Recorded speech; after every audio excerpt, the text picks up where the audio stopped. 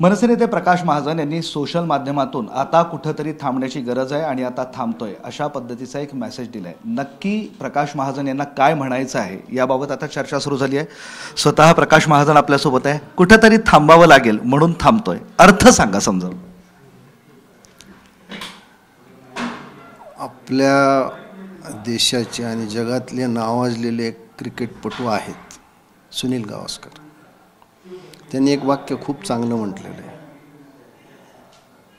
की हा का जात नाही म्हणल्याच्या अगोदर आपण गेलो तर त्याला महत्त्व असतं. म्हणजे त्यावेळेस हा का गेला हा प्रश्न पडला पाहिजे, हा का जात नाही हा प्रश्न नको पडला पाहिजे. मला असं वाटतं की मी सुनील गावस्करचा तो सल्ला ऐकला आणि हा का गेला हा प्रश्न ठेवून मी बाहेर पडलो. त्यांचा सल्ला तुम्ही ऐकला, मात्र ज्यावेळेस त्यांनी असं वाक्य उच्चारलं होतं त्यावेळेस क्रिकेटमध्ये काय परिस्थिती ती सगळ्यांना माहिती आहे.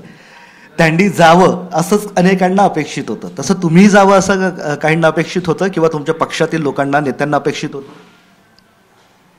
असं मी म्हणणार नाही, पण हा कशाला असला पाहिजे असंही होऊ शकतं ना. पण नक्की टोचत कुठे होते बघ तुम्ही? नाही टोचत वगैरे नाही. गेल्या काही दिवसातल्या म्हणजे आहे का हा निर्णय माणूस आज आत्ता घेतो असं नाही. म्हणजे एखाद्याच्या प्रेमात पडल्यावर सर्वस्व झोकून देणं हा माझा स्वभाव आहे. आणि मला जी काही थोडी बहुत जॉब म्हणजे मी ज्या अपेक्षेने पुन्हा पक्षात आलो होतो की मला कुठंतरी धोरणात्मक निर्णयात सामावून घेतलं जाईल, मला कुठंतरी संघटनात्मक बाबीत असं काही घडताना दिसलं नाही. जी एक छोटी मला जबाबदारी दिली ती प्रवक्त्याची ती मी अत्यंत प्रामाणिकपणे पार पाडली. ती किती प्रभावी होती नाही होती तुम्ही सांगू शकता. मी माझं काम प्रामाणिकपणे केलं. मी म्हणलं मी अपराधी असेन तर मी फक्त अमित ठाकरेचा आहे, बाकी कुणाचा नाही. पण राज ठाकरेंना प्रेरित होऊनच तुम्ही पक्षात गेले होते. इतके वर्ष तुम्ही पक्षासाठी काम केलंय. हो पण मी काय करू शकतो? जर काही घटनाच अशा घडत गेल्या की आता आपली गरज आहे असं जिथं वाटत नाही तिथं आपण किती वेळ थांबायचं? आपल्याला दरवाजापर्यंत आणून सोडलंय, तुम्ही बाहेर जाणार तर घरात थांबा, हे तुमचा निर्णय. ते लक्षात आलं. बोलण्यात नाही ना काही प्रश्न उपस्थित झाले. म्हणजे तुम्ही म्हणताय मी सतत उपेक्षेचा धनी झालोय. ही उपेक्षा कुठे कुठे झाली? बऱ्याच ठिकाणी होऊ शकते ना. जशी बाबा मला असं म्हणजे कदाचित माझा स्वतःविषयीचा गैरसमज असू शकतो, पण पक्षाच्या कुठल्या प्रक्रियेत निर्णय प्रक्रियेत असायचं तर आपल्याला सामावून न घेणं हे कुठेतरी एक वेदनावाची आहे ना. तुम्हाला लोकसभेत उपेक्षा केली, विधानसभेत प्रचाराला वापरून घेतलं, पुन्हा सोडून दिलं असं म्हणणार नाही. माझ्यावर जी जबाबदारी दिली ती पार पडली. पण बाबा विधानसभेत काही निरीक्षक नेमले, काही प्रयोगक्षेप नेमले, लोकसभेत नेमले. मला असं वाटत होतं की एक 40-45 वर्षाचा बरा वाईट अनुभव आपल्याला असताना आपल्याला वंचित ठेवण्यात आलं. पण काही गोष्टी नंतर ज्या अशा घडल्या की मला थोडं असं वाटलं की नाही आपण इथं नाही आता ॲडजस्ट होऊ शकत. तुम्ही सातत्याने म्हणतायत की काही गोष्टी अशा घडल्या. खरं तर तुम्ही नारायण राणे विरोधात दंड थोपटले होते, त्यानंतर पक्षाने तुम्हाला एकाकी सोडलं होतं. त्यावेळेस तुम्ही आता नको मनसेत म्हणून थांबले होते. मात्र अमित ठाकरेंनी तुम्हाला थांबवलं. मला असं वाटलं की याच्यात काहीतरी सुधारणा होईल. पण 11 जुलैला माझी ज्यावेळेस साहेबांची भेट झाली त्याच्यानंतर माझं असं लक्षात आलं की आपण आता फार काही आपण इथं असलोत काय नसलोत काय, इथं आपल्या असण्याने नसण्याने काही फरकच पडणार नाही. आपण असल्याचं सोयर नाही आणि गेल्याचं सुतक नाही. मग अशा वेळेस प्रतिष्ठेनं बाहेर पडलेलं काय वाईट आहे? पण तुमच्यासारखं असलं नसलं तुम्ही जर असं म्हणताय, तुम्ही ज्येष्ठ नेते या पक्षाचे आणि गेली इतके वर्ष काम करता. बऱ्याच जणांचा हा गैरसमज आहे मी वयानं ज्येष्ठ आहे, मी नेता वगैरे नाही. वयानं ज्येष्ठ आहे, बाकी नेता वगैरे कसलंही पद माझ्याकडे नाही आहे. नेता तुम्ही प्रवक्ते होता, तुम्ही पक्षाची बाजू हिरिरीनं मांडली. अनेक ठिकाणी जेव्हा कोणी बोलायला धजावत नव्हतं तेव्हा प्रकाश महाजन पुढे येऊन बोलायचे. जी मनसे स्टाईल म्हणतो ना आपण, त्याने तुम्ही खऱ्या अर्थानं उत्तर द्यायचे. कदाचित तेच माझ्या दृष्टीनं आज संकट ठरलंय. बघ असं हे नक्की झालंय काय? प्रेक्षकांना जाणून घ्यायचं आहे, महाराष्ट्राला जाणून घ्यायचं आहे. काहीतरी तर झालंय. अचानक थांबावा हा निर्णय, अचानक रात्रीतनं स्वप्न पडेल आणि तुम्ही तुमच्यासारखा धडाडीचा कार्यकर्ता थांबेल असं वाटत नाही? हे पहा, मी गेली काही दिवस विचार करतो आणि काल रात्रभर हा मी विचार केला आणि मी ठरलं की आता जास्त एकमेकाविषयी ओढाताण केल्यापेक्षा आपण बाजूला व्हा. आपल्याला आता लक्षात आलं नाही की योग्य ते समोरचा माणूस आपल्याला प्रतिसाद देत नाही, आपल्या मताची तिथं काही किंमत नाही, का वाद घालायचं. तुम्ही म्हणाले आता थांबतोय म्हणजे विश्रांती, मग पुन्हा एक नवी सुरुवात असते त्यानंतर? नाही हो, आता माझं वय नाही तेवढं. मी सांगतो, मला पुढच्या महिन्यात 74 वर्ष वय लागेल. म्हणजे तसं ह्याही वयात मी 24 वर्षासारखं वागू शकतो, मला त्यातलं काही हे नाही आहे. पण प्रश्न पडलाय मला असं वाटतं की मी काय जसं म्हणलं की ते मला एक शेर खूप आठवतं, जो मिला उसमें गुजारा ना हुआ, जो हमारा था वो हमारा ना हुआ. जे मिळालं त्यात मी समाधानी नाही, जे मला मिळायला पाहिजे होतं ते मिळालं नाही, ही माझी वेदना नाही.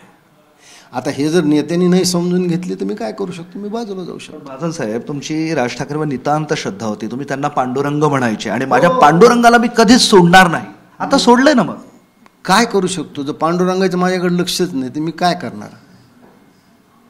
गेली 2 महिने झाले पांडुरंग मला एक शब्द बोलत नाही, कधी भेटला नाही. आम्ही आपलं SMS टाकतो तर काय त्याच्यातून प्रतिसाद नाही.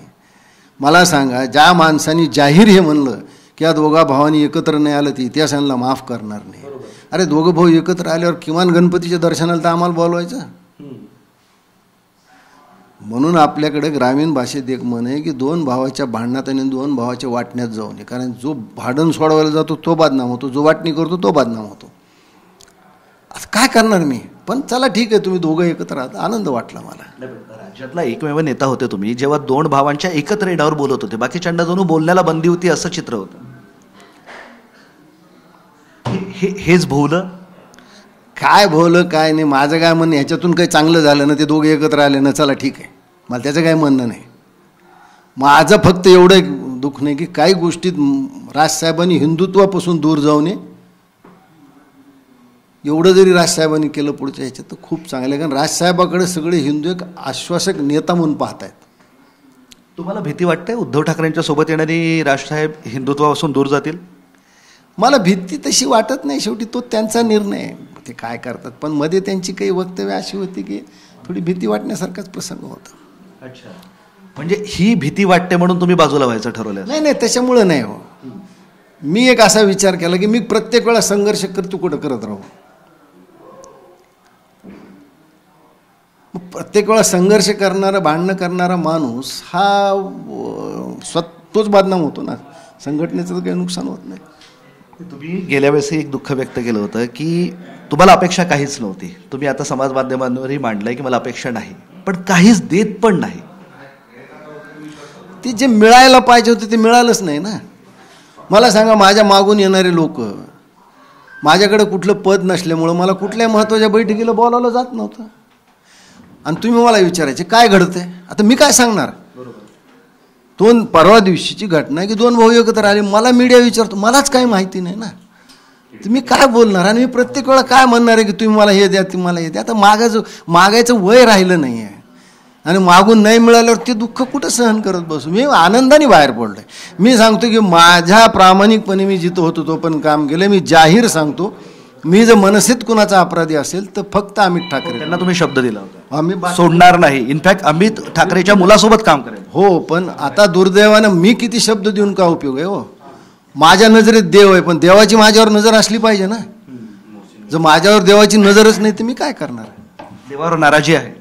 देवावर नाराजी असणं, देवावर कोण नाराज होत नाही, देवावर नाराज का होऊ नये. देवावर नाराज होता येतं ना शेवटी.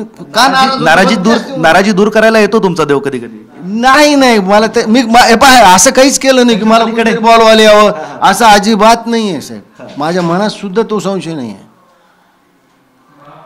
माझ्या मनात सुद्धा हे कुठं नाही आहे की मला कुणी समजायला यावं मी थांबावं. ते तसं मला नाही वाटत. आता पुढं काय? शांत बसायचं, वाचन करू, हिंदुत्वावर काम करू. घरी बसलं तर शक्य नाही ना.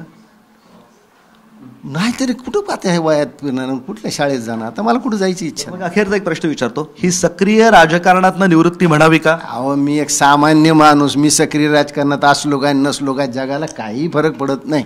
मला प्रश्न पुन्हा एकदा, ही निवृत्ती म्हणावी का? ही निवृत्ती म्हणावी का? मी काय म्हणलं, माणूस जोपर्यंत आयुष्यात जगत असतो, श्वास चालू असतो, तो कार्यरतच असतो. पण मला असं वाटतं की आता आपण थांबलो पाहिजे कुठंतरी. मी असं काहीतरी कुणाचं गैरसमज, मला कुणीही काय म्हटलं नाही कुणा, कारण शेवटी महाजनाचा जलता निखारा कोण पदरात बांधून घेईल? अवघडच आहे. कुठल्या पक्षाचं आमंत्रण तर नाही ना? नाही, अजिबात नाही. भाजप तुमच्या तसा कुटुंबियाच्या जवळचा म्हणून म्हणतोय. नाही ना, अजिबात नाही. भारतीय जनता पक्ष कुटुंबाच्या जवळचा. आता मीच कुटुंबात आहे का नाही हा प्रश्न पडतो मला. काय म्हणजे प्रकाश महाजन आता निवांत झाले थोडक्यात. झालं. ठीक आहे, हे होते प्रकाश महाजन. ते स्पष्टपणे सांगतायत की कुठल्या पक्षात मी जाणार नाही. होय, मी ज्या पक्षात होतो तिथं माझ्याकडे दुर्लक्ष झालं. माझा पांडुरंग जर माझा ऐकत नसेल, माझ्याकडे बघत नसेल, तर मग मी काय करायचं? त्यामुळे आता उपेक्षाही नको असं ते स्पष्टपणे म्हणाले. कुठल्या पक्षातही जाणार नाही. आणि राहिला प्रश्न राजकारणातून निवृत्तीचा का, तर जिवंत असेपर्यंत सक्रिय राहणार, हे मात्र त्यांनी स्पष्टपणे सांगितलंय. त्यामुळं भविष्यात काही वेगळंही घडू शकतंय याचाही विचार करायला हवा असे संकेत त्यांनी दिले. व्हिडिओ जर्नलिस्ट मोहम्मद तौफिकसह मी विशाल करोळे, झी मीडिया, छत्रपती संभाजीनगर.